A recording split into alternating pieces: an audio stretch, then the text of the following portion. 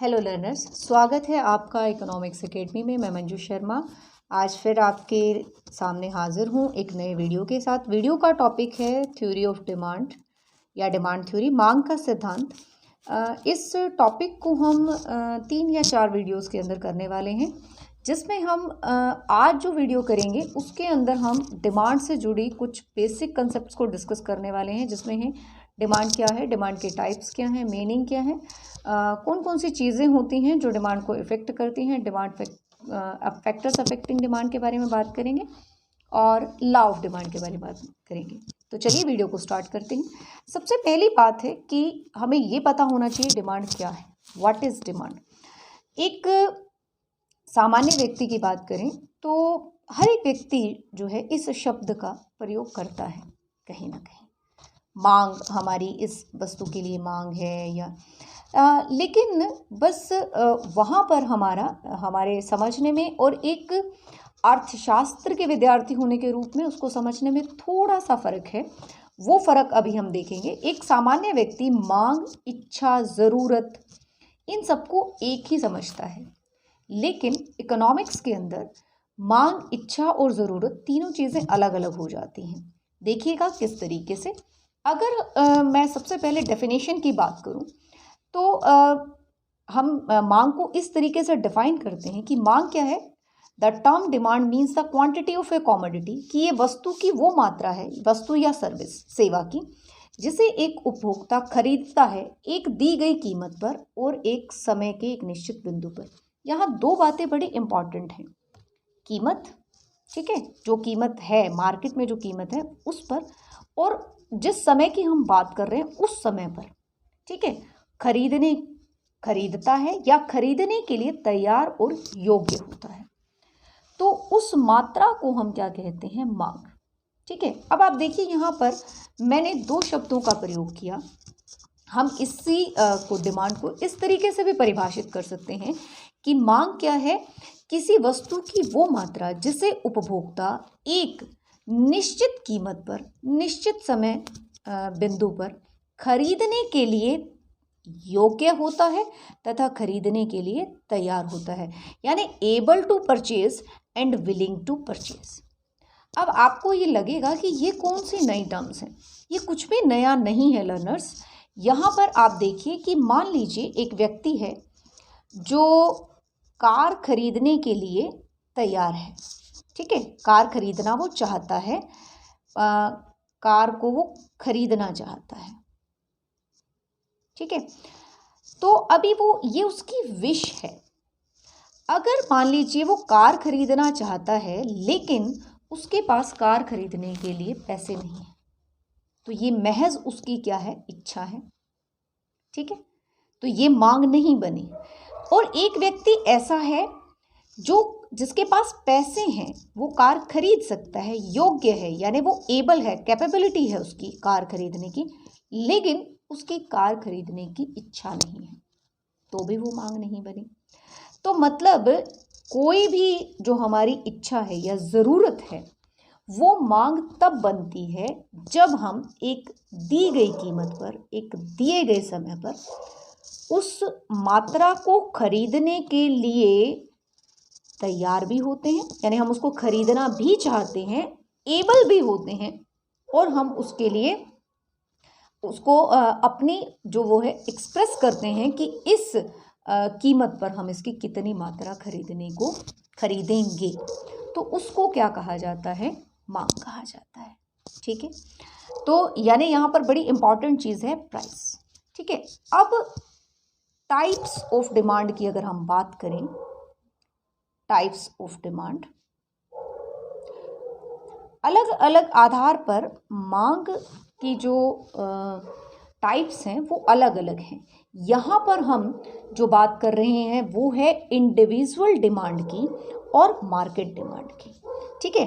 तो हमने सबसे पहले हम इंडिविजुअल डिमांड की बात करेंगे।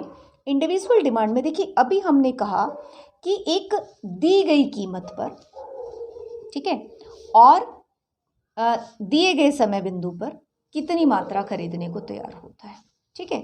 तो अगर हम लेते हैं कि भाई ये कीमत है, एक्स वस्तु की कीमत है और एक्स वस्तु की ही क्या है, मात्रा है। ठीक है, मान लीजिए किसी वस्तु की कीमत जब 10 रुपये है तो उसकी कितनी इकाइयाँ खरीदने को तैयार है? 5 इकाइयाँ खरीदने को तैयार है। और अगर उसकी कीमत 10 से घट करके 5 हो जाती है तो वो इसकी 10 इकाइयाँ खरीदने को तैयार है। लर्नर्स, मैं आपको यहाँ पर ये कहना चाहूँगी कि आप जब भी कोई एग्ज़ाम्पल लें, ज़रूरी नहीं होता कि आपको कोई एग्ज़ाम्पल रटना हो। आप एग्ज़ाम्पल अपनी मर्ज़ी से क्रिएट कर सकते हैं और कोशिश करें कि एग्ज़ाम्पल को बहुत ही सिंपल लेने की कोशिश करें। बहुत सिंपल एग्ज़ाम्पल आप उसके अंदर लें। कभी भी बहुत कॉम्प्लिकेटेड एग्ज़ाम्पल लेने की ज़रूरत नहीं होती है। यहाँ पर अब हमने एक्स वस्तु की कीमत ली है और एक्स वस्तु की ही मांग ली है। एक ही उपभोक्ता है मार्केट के अंदर और उसी की मांग और उसी जिस वस्तु की कीमत है उसको हम यहाँ पर रिलेट कर रहे हैं एक ही उसकी। अब यहाँ पर आपने देखा कि हमने क्या किया है कि जैसे ही कीमत घटी है मांग बढ़ गई है। ये बड़ा सिंपल सा रूल है कि जब कीमत घटती है, अभी मैं इसको एक रूल के हिसाब से डिस्कस नहीं करूँगी।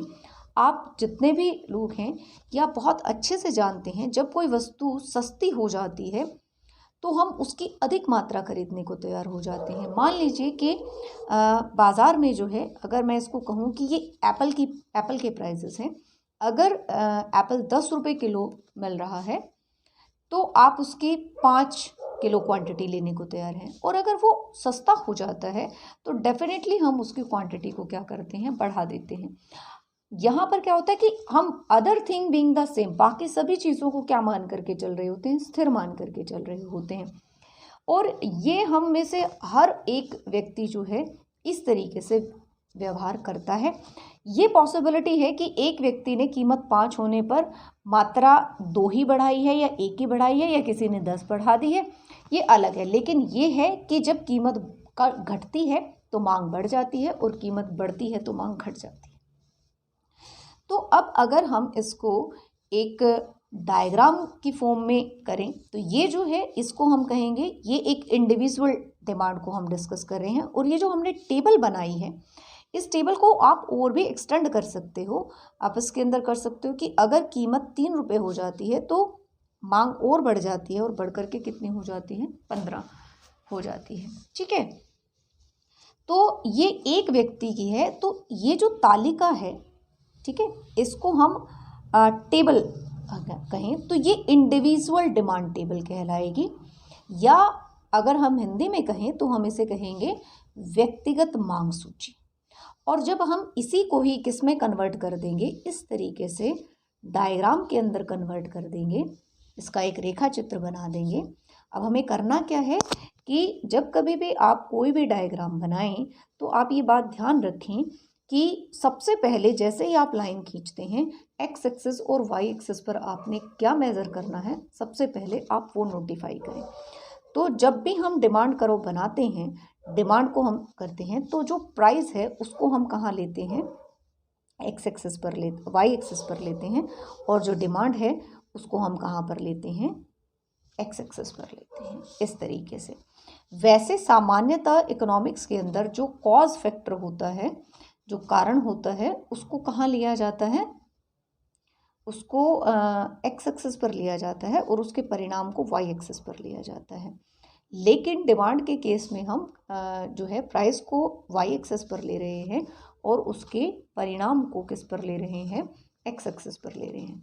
तो चलिए, अभी तो हमें सिर्फ सिंपल सा एक काम करना है कि हमें यहाँ पर पॉइंट्स लगाने हैं किसके, क्वांटिटी के। क्वांटिटी हमारी 5, 10, 15 में है और जो प्राइस है हमारा वो 3, 5, 10 है। तो हम क्या कर सकते हैं, या तो 2 का गैप ले लें, 2, 4, 6, 8 और 10, ये हो गई कीमत के लिए। और इधर हम चाहें तो 5, 5, 10, 15। आपने बस इतना ध्यान रखना है, एक ही एक्सिस पर आप मेजरमेंट चेंज नहीं करेंगे, यानी जो यूनिट है हमारी डिवाइड की उसे चेंज नहीं करेंगे। दोनों एक्सिस पर अलग अलग ले सकते हैं। जैसे यहाँ मैंने 2 को 1 यूनिट लिया है, 2 के डिफरेंस को, और यहाँ पर 5 के डिफरेंस को 1 यूनिट लिया है। तो ये पॉसिबिलिटी, लेकिन एक ही पर चेंज नहीं कर सकते हैं हम। ठीक है, तो जब कीमत 10 है, प्राइस 10 है, तो डिमांड कितनी है, 5 है।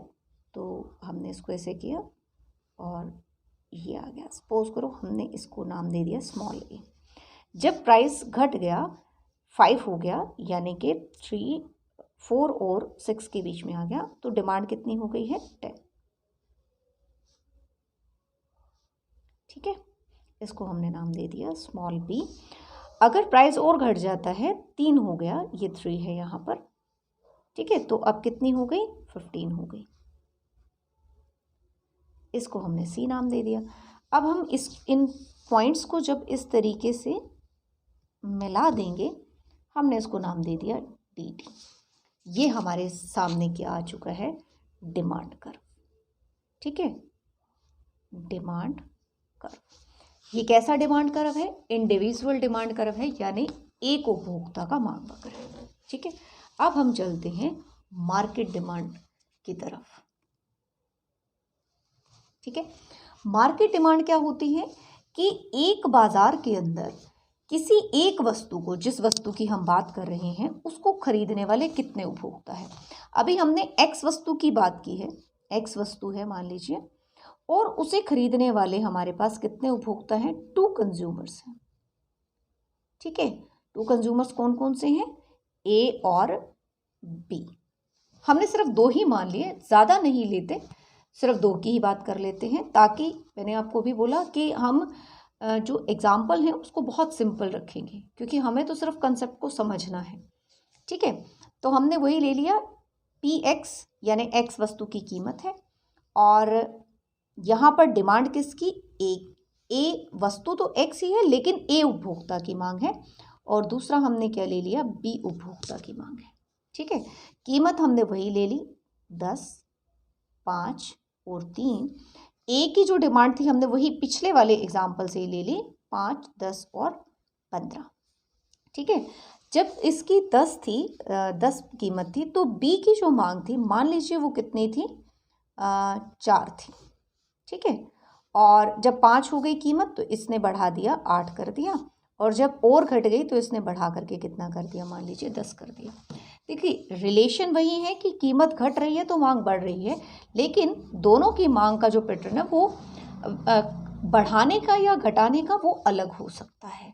ठीक है, तो अब ये जो टेबल हमारे सामने एक आ गई है इस तरीके से बन करके, इसे क्या कहा जाएगा, मार्केट डिमांड शेड्यूल, यानी कि बाजार मांग तालिका। और इसके आधार पर ही हम क्या करेंगे, बाजार मांग वक्र बना देंगे। ठीक है, तो बाजार मांग वक्र बनाने के देखिए 2 तरीके हैं लर्नर्स आपके सामने। मैं आपको दोनों तरीके बताऊंगी, मैं लेकिन प्रेफर करती हूँ हमेशा जो सेकंड वन है उसको यूज़ करना, क्योंकि वहाँ पर हमें बहुत आसानी रहती है, या ये कहो कि हम टेक्निकल चीज़ों को सीख पाते हैं टेक्निकली। यहाँ पर हम नीचे की साइड तीनों ही डायग्राम में क्या ले रहे हैं, क्वांटिटी ले रहे हैं, क्वांटिटी ऑफ एक्स की मात्रा, और यहाँ पर हम क्या ले रहे हैं, कीमत किसकी, एक्स वस्तु की। यहाँ पर किसकी डिमांड को हम शो करेंगे, ए की, यहाँ पर बी कंज्यूमर की, और यहाँ पर हम किसको शो करेंगे, मार्केट डिमांड को। ठीक है, यानी ए प्लस बी। ठीक, अब देखिए एक तो तरीका ये है कि मैं पहले ये वाले पॉइंट्स लेकर के मतलब ये कीमत, उसी तरीके से 2, 4, 6, 8, 10 इसी तरीके से यहाँ पर लूँगी, बिल्कुल इसी के पैरेलल में, बिल्कुल इसके पैरेलल में 2, इस तरीके से आप स्केल के साथ कर सकते हैं, 6, 8, 10, और बिल्कुल इसी तरह से यहाँ पर इसी के बिल्कुल सीध में 2, 4, 6, 8 और 10, और इसी तरीके से नीचे हम ले लेंगे गैप। ठीक है, क्या लिया था हमने, 5, 10, 15, और यहाँ 5, 10, 15, 5, 10, 15, 20, 25, इस तरीके से। अभी यहाँ पर देखिए हमने क्या किया, ए की ली मांग, बी की ली, अब हमें मार्केट की लेनी है। ठीक है। मार्केट की जो डिमांड आएगी वो कैसे आएगी, मार्केट में 2 ही उपभोक्ता हैं तो 5, 10 कीमत पर 5 ये कर रहा है, 4 ये, 5 + 4 9, और 5 कीमत पर 10 + 8 18, और 3 कीमत पर 15 + 10 25। तो ये हमारे पास क्या आई है, मार्केट डिमांड आ गई है। ठीक है, तो अब इसी को हमें डायग्राम में बनाना है। अब एक तरीका तो ये है कि भाई इस वाले पॉइंट्स लेकर के यहाँ बनाएं हम, फिर इस वाले लेकर के यहाँ बनाएं, और फिर इस वाले लेकर के यहाँ बनाएं। और दूसरा तरीका ये है जो मैं हमेशा इस्तेमाल करती हूँ, वो ये है कि हमने पॉइंट्स ना लिखें अगर हम, और हम इस तरीके से डिमांड कर्व बना दें, और फिर हम यहाँ पर क्या करते हैं, इस और इस कर्व की जो डिस्टेंस है उसको जोड़ लेते हैं। तो जो भी आपको इजी लगे आप उस तरीके से कर सकते हैं। तो यहाँ पर क्या आ जाएगा, ये 10 प्राइस पर कितना 5, और उसके बाद 5 पर कितना 10, और 3 पर 50। तो ये डिमांड करो हमारा आ गया डी ए उपभोक्ता का। इसी तरीके से हमारे पास किसका आ जाएगा, बी का क्या है, हम 10 में 4 यहाँ से, तो इस तरीके से ये मान लीजिए किसका आ जाएगा, बी उपभोक्ता का। आप चाहें तो पॉइंट्स लेकर के ही बनाएं, ज़रूरी नहीं है कि आप इस तरीके से बनाएं, मैं आपको बस समझा रही हूँ कि हम ऐसे बना सकते हैं। अब जब हमने मार्केट डिमांड करनी है, एक तो तरीका ये है कि सीधा आप ये वाले पॉइंट्स लें जो मार्केट डिमांड के ऐड करके आए, तो बड़ा इजी है। अब ऐसे ही तो पॉइंट्स लेने हैं जैसे इनमें लिए हैं, और ये आ जाएगा हमारे पास। दूसरा तरीका जो है, जो मैं इसलिए सिखाती हूँ क्योंकि बहुत सारे कर्व्स ऐसे होते हैं जहाँ पर हमारे पास पॉइंट्स नहीं होते और हमें यूं ही 2 कर्व को ऐड करना हो, तो हम स्टार्टिंग से ही ऐसा ही करें कि हम 2 कर्व्स को ऐड करना सीख जाएं। तो उसमें हम क्या करेंगे, 10 प्राइस है, ये ले लिया। अब इस पर देखिए इतनी डिमांड तो इसकी है, तो ये यहाँ ये निशान लगा लिया, और इस पर यहाँ से लेकर यहाँ तक इतनी किसकी है, बी की, तो दोनों की प्लस हो गई। इसी तरह से नेक्स्ट प्राइस कौन सा था, 5, फिर हमने 5 पर ले आए निशान यहाँ। ठीक है, इस पर देखिए 5 पर ए की कितनी है, इतनी है, तो ये बिल्कुल इतना ही माप करके यहाँ निशान लगा दिया। उसके बाद मुझे इसमें बी की भी ऐड करनी है, बी की कितनी है 5 पे, ये इतनी, इससे आगे इतना निशान किसका लगा दिया, बी का लगा दिया।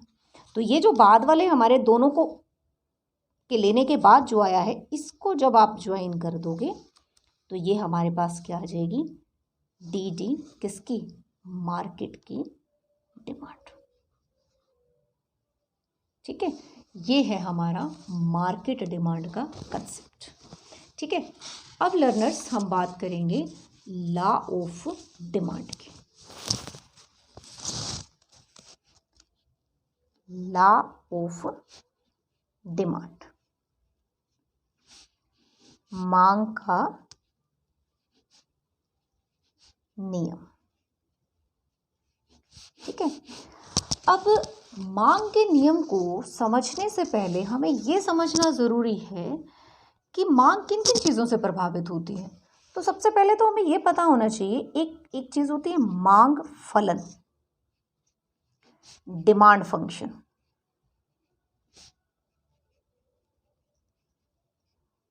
ठीक है, अब इसमें देखिए लर्नर्स 2 वर्ड्स हैं, डिमांड फंक्शन। डिमांड आप पढ़ चुके हैं, अभी अभी हमने किया। डिमांड क्या है, वो क्वांटिटी जिसे एक कंज्यूमर एक दी गई कीमत पर दिए गए समय में खरीदने के लिए तैयार और योग्य होता है, उसको हम क्या कहते हैं, डिमांड। अब बात आती है फंक्शन की। ठीक है, फंक्शन का मतलब होता है रिलेशन। फंक्शन का क्या मीनिंग है, रिलेशन बिटवीन 2 और मोर वेरिएबल्स।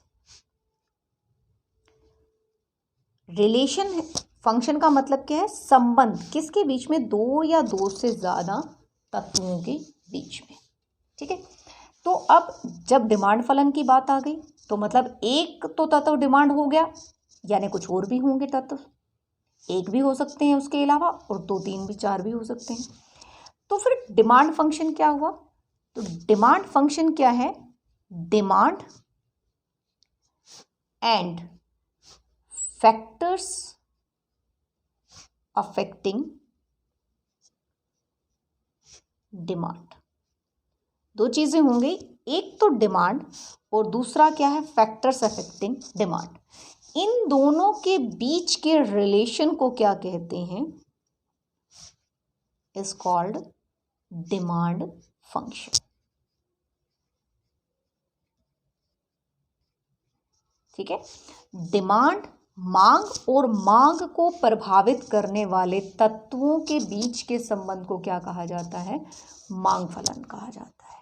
ठीक है, तो अब यहां से हमारा नेक्स्ट क्वेश्चन आता है, फैक्टर्स अफेक्टिंग डिमांड क्या है।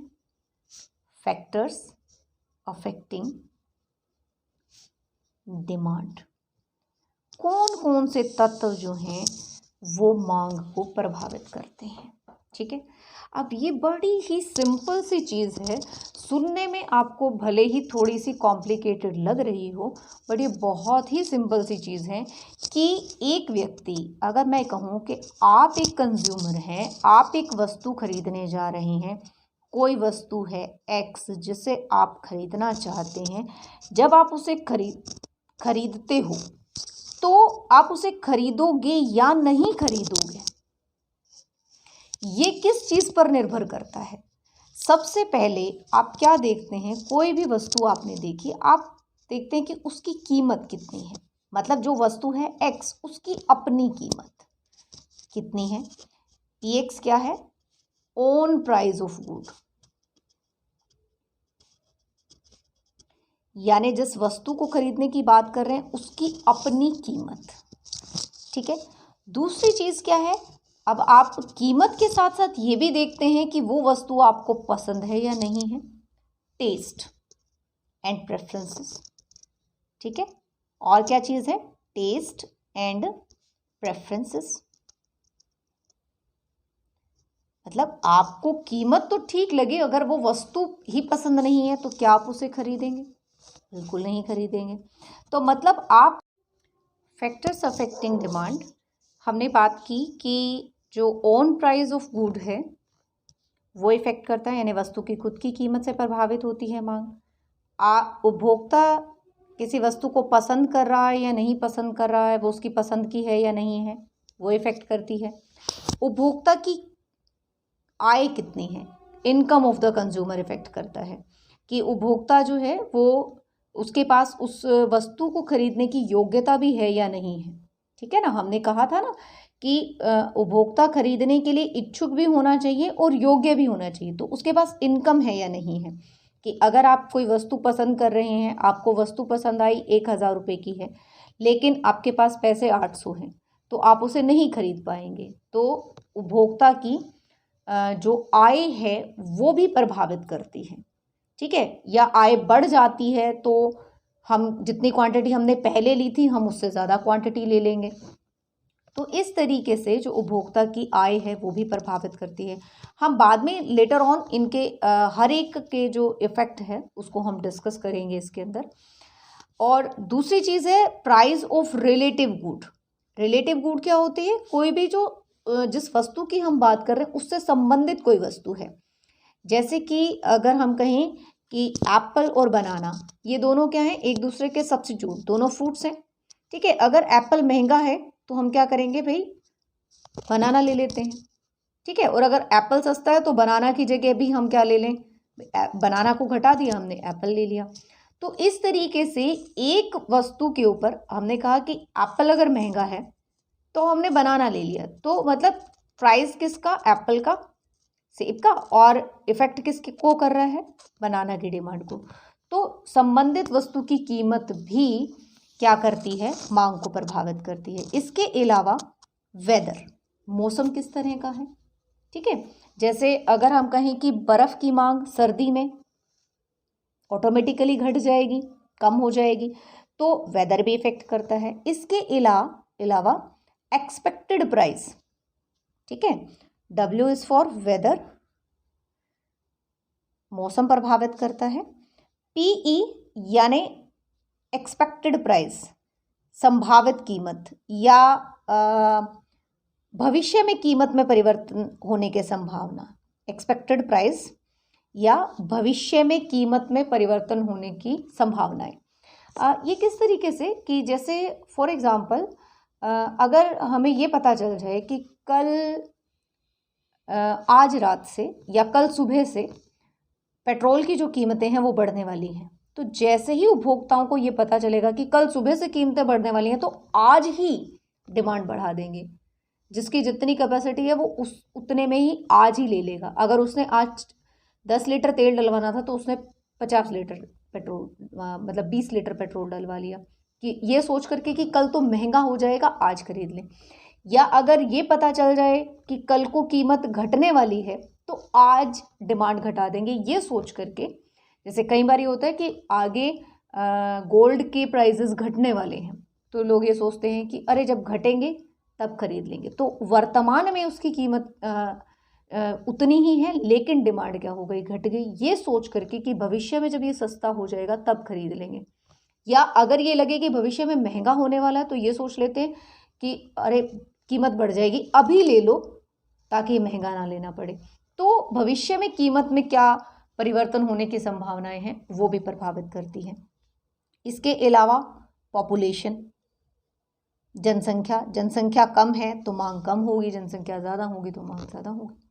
ठीक है, तो ये सारे फैक्टर्स, इसके अलावा और भी बहुत सारे फैक्टर्स होते हैं जो मांग को प्रभावित करते हैं। ठीक है, ये हैं सारे के सारे मांग को प्रभावित करने वाले तत्व। अब हम बात कर रहे थे लॉ ऑफ डिमांड की। तो लर्नर्स क्या है कि इसमें क्या किया गया है कि ये जितने फैक्टर्स हैं इनको दो कैटेगरी में डिवाइड किया गया है। ये तो प्राइस हो गया वस्तु का, और ये जो बाकी फैक्टर्स हैं इनको कहा जाता है अदर फैक्टर्स। ठीक है, अन्य तत्व। ठीक, अब जब हम लॉ ऑफ डिमांड की बात करते हैं तो हम कहते हैं कि ये अन्य तत्व सभी क्या रहें, स्थिर रहें, इनमें कोई भी परिवर्तन नहीं हो रहा। ना तो उपभोक्ता की पसंद में परिवर्तन हो रहा है, ना उसकी आय में परिवर्तन हो रहा है, ना संबंधित वस्तु की कीमत में परिवर्तन हो रहा है, ना मौसम में, ना भविष्य में कीमत में कोई परिवर्तन की संभावनाएं हैं, ना पॉपुलेशन के अंदर कोई भी इस तरह का परिवर्तन हो रहा है। तो ऐसी स्थिति में जब हम क्या कह रहे हैं, अन्य तत्वों के स्थिर रहने पर, ठीक है, जो अदर फैक्टर्स हैं दे आर बीइंग कांस्टेंट, इनके स्थिर रहने पर जब हम रिलेशन किस में देख रहे हैं, सिर्फ और सिर्फ वस्तु की मांग और उसकी खुद की कीमत के साथ हम रिलेशन देखते हैं। तो उस सिचुएशन में जब वस्तु की कीमत बढ़ती है तो उसकी मांग घट जाती है, और जब वस्तु की कीमत घटती है तो उसकी मांग बढ़ जाती है। ठीक है, तो क्या चीज यहां पर देख रहे हैं हम, इनवर्स रिलेशन। इनवर्स रिलेशन, उल्टा संबंध है किसमें, वस्तु की मांग में और उसकी वस्तु की कीमत में और उसकी मांग में विपरीत संबंध है। ये ऊपर जा रहा है, ये नीचे, यानी ये बढ़ेगा तो ये घटेगा, ये घटेगा तो ये बढ़ेगा, तो उल्टा संबंध है। तो मांग का नियम क्या कहता है, अन्य तत्वों के स्थिर रहने पर वस्तु की कीमत तथा उसकी मांग में विपरीत संबंध पाया जाता है, यानी कीमत के घटने पर मांग बढ़ती है और कीमत के बढ़ने पर मांग घटती है। ठीक है, तो आज की इस वीडियो के लिए इतना ही। ये टॉपिक अभी हमारा कंटिन्यूटी में है, आप कमिंग वीडियोस ज़रूर देखें क्योंकि तभी आपको सारी चीज़ें समझ में आएंगी। और इस चैनल को सब्सक्राइब करें, शेयर करें। Thank you so much, bye and take care.